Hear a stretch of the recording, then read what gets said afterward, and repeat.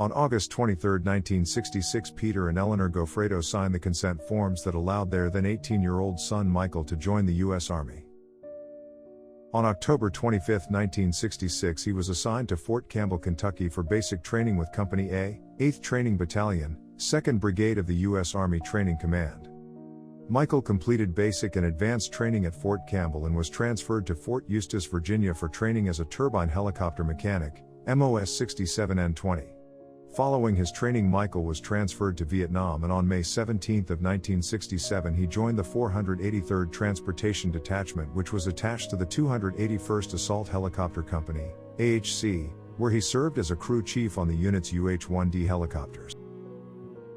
In early August of 1967, Private First Class Michael Anthony Goffredo was a member of the 281st AHC Project Delta support team under the command of Captain Bob Moberg, operating out of An Hoa, South Vietnam under Special Forces Operational Order 7-67, Operation Samuria. On August 6, 1967, Private First Class Michael Goffredo was assigned as the crew chief on helicopter UH-1D 65-09919. The aircraft was under the command of Warrant Officer Gary Omdahl. Warrant Officer Darrell Miller was assigned as the second pilot, and Private First Class John Camden Soper was the door gunner. The 281st Flight, supported by the Wolfpack gun platoon, was in the process of extracting a reconnaissance team in a pickup zone covered by tall trees with sparse foliage. The recon team was in sight with no reported enemy activity. However, the pickup site was located on a long grassy finger running downhill, and as such the extreme slope of the site and the high grass made the approach difficult. Viewing this as a routine 281st extraction, Captain Moberg released the aircraft commander to make the pickup. Officer Gary Omdahl recalls that he brought the aircraft to a hover over the pickup point and was in the process of maneuvering the helicopter backwards toward the slope, with the crew chief and gunner checking the tail rotor for clearance. As he moved the helicopter close to the pickup point, it suddenly dropped straight down, and he recalls that it felt as though it tumbled end over end before coming to a stop down the hill from the pickup point. The crew exited the aircraft, and at about the same time it burst into flames. At that point the only injury was to a member of the recon team who was hit by a skid when the helicopter initially lost power. Gary recalls that the injured member of the recon team was the first to be evacuated from the site. Captain Moberg directed the crew to move back to the original pickup location and set the recovery plan into effect. He then returned to the base camp for fuel, and while refueling he was informed that a USAF CH-53 rescue helicopter was en route to the site to recover the crew and the recon team.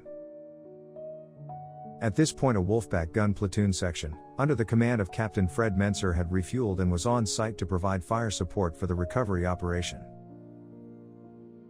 The USAF CH-53 arrived on site and began recovering the injured individual and at least one other member of the recon team. Following their recovery, Omdahl placed his 3 crew members on the hoist for pickup while he remained on the ground. As the pickup of the 281st crew got underway, the pilot of the CH-53 reported that he was taking fire, and almost immediately thereafter reported that he had an engine fire light. Distracted by these events, he maneuvered the aircraft away from the pickup point with the cable holding the 281st crew extended, and in so doing the 3 crew members struck a tree, causing the hoist to swing and lag behind the rescue helicopter. The CH-53 continued in flight, and the cable holding the crew was severed, dropping the 281st crew to the ground. Captain Menser marked the crew's location, and a 281st recovery aircraft approached and hovered over the site, allowing MSGT Joe Singh of Project Delta to jump into the area to assist the downed crew members. The remaining members of the Project Delta recon team rushed to the location and reported that all 3 crew members were dead. The 281st recovered their fellow crew members and the remaining members of the recon team without incident. On 07:00 hours on August 8, 1967, the members of the 281st AHC gathered at the Chapel of the Green Berets to remember Michael and his fallen comrades. During the conduct of Operation Samuria over the period July 15, 1967 through August 18, 1967, the Delta, 281st team, exacted a heavy toll from the enemy. Today, our combat team enjoys a reputation never approached before, and one which might be hard to exceed in future operations. It is very clear that our successes are directly attributable to the supreme efforts of men such as Warrant Officer Darrell L. Miller, Private First Class Soper and Private First Class Goffredo, who lost their lives in aggressive pursuit of their highly dangerous and demanding jobs.